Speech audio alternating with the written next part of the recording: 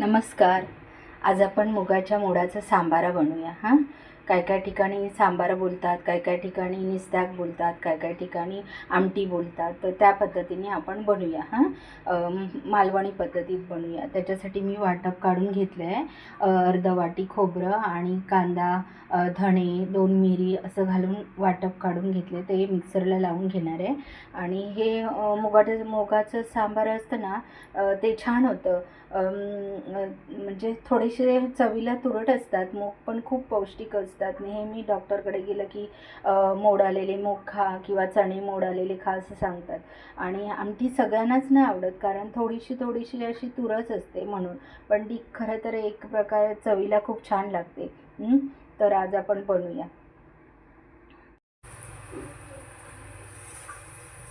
तर आता आपण आमटी बनवून घेऊया, म्हणजे मुगाचं सांबार. त्याच्यासाठी मी टोप ठेवलं आहे गॅसवर. आता त्या एक छोटे 2 चमचे तेल टाकणार आहे, कांदा टाकणार आहे फोडणीला, आणि 2 लसूणच्या पाकळ्या. आणि आमटी झाली, खोबरं वगैरे घालून झाली की ही 2 कोकमं ठेवली आहेत. 2 कोकमाचे, एका कोकमाचे 3 असे भाग करून ठेवले आहेत. ते टाकणार आहे त्याच्यात, कारण कोकम असलं जर आंबटपणा थोडासा किंचित पाहिजे, जास्त नाही. जसं आपण मच्छीच्या साराला वगैरे घालतो तसं नाही, थोडंसं. तर ते छान लागतं चवीला. तर हे 3 शिट्या काढून मूग उकडून घेतले आहेत. 3 शिट्या काढल्या, म्हणजे असे फुटले, एकदम फुटून गेले नाही आहेत शेवटी. आणि जे वर सहज मिळत होती ना सालं त्याची, ती मी चमच्याने काढून टाकली, म्हणजे थोडं जरा चांगलं हे होतं म्हणून तसं काढून टाकलं. एकदम सगळी नाही काढली आहेत. तर आता छोटासा टोप ठेवला आहे, कारण आमटी फक्त भातापुरतीच पाहिजे जेवणावर. कारण चण्याच्या मोडाची आमटी असेल तर ती पिऊन खातात, आणि कोदाच्या मोडाची आमटी असेल तर ती पण पिऊन खातात. पण हे नाही खात मुगाचं, फक्त आमटीला ते पण वरचं जरासं घेणार, हे माझे मिस्टर. बाकी आम्ही 2-3 जणं खातो आवडीने भातावर. तर आता आपण फोडणीला कांदा टाकूया.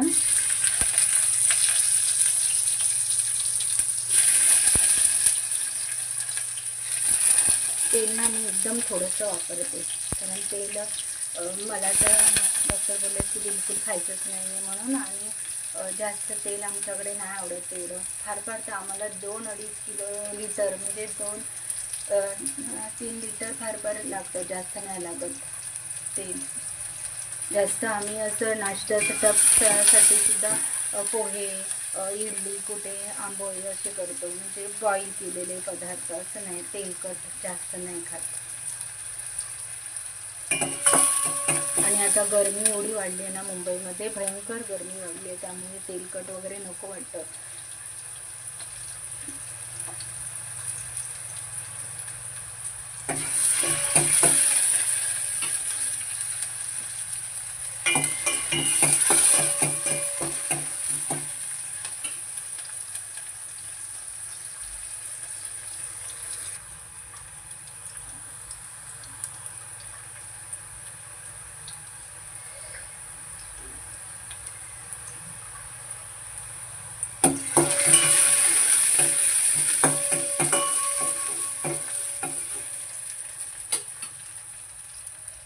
थोडीशी आमटी असेल तर छोट्या भांड्यात करायची, म्हणजे प्रमाण कळतं. जास्त झाली तर ती फुकट जाते.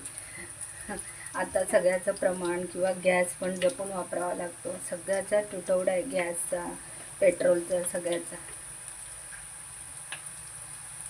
तर आता मी मसाला टाकते.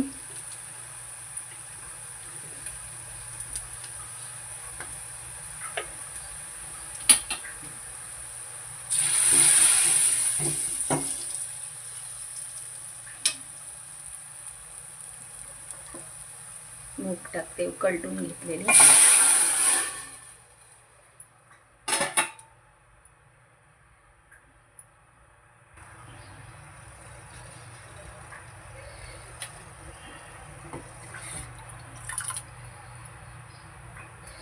आता थोडंसं मीठ टाकते, कारण मूग उकडत लावलेले ना कुकरमध्ये, तेव्हा थोडंसं मीठ टाकलेलं, म्हणून आता थोडंसंच टाकते.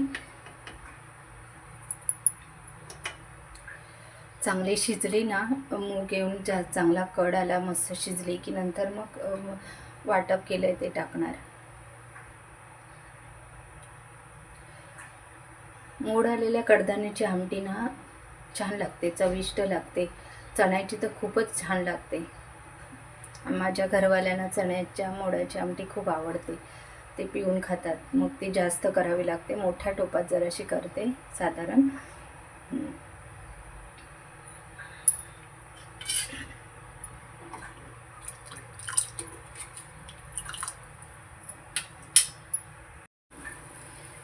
तर आमटीला चांगला कड आलाय, मस्तपैकी कड आलाय आमटीला. आता आपण त्याच्यात खोबरं टाकूया. वाटप करून घेतलेलं आहे, 2 चमचे वाटप आहे ते टाकते.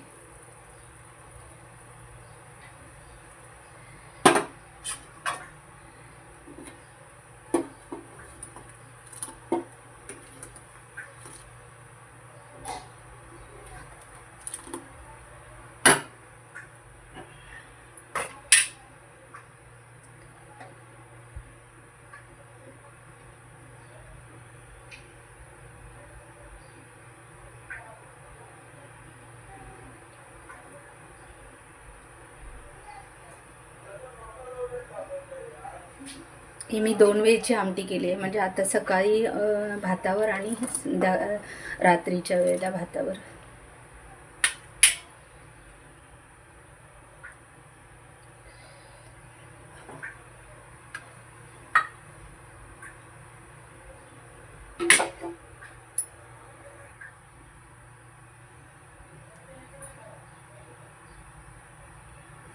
तर छान झाली आहे आमटी. आता 2 कोकमं टाकते.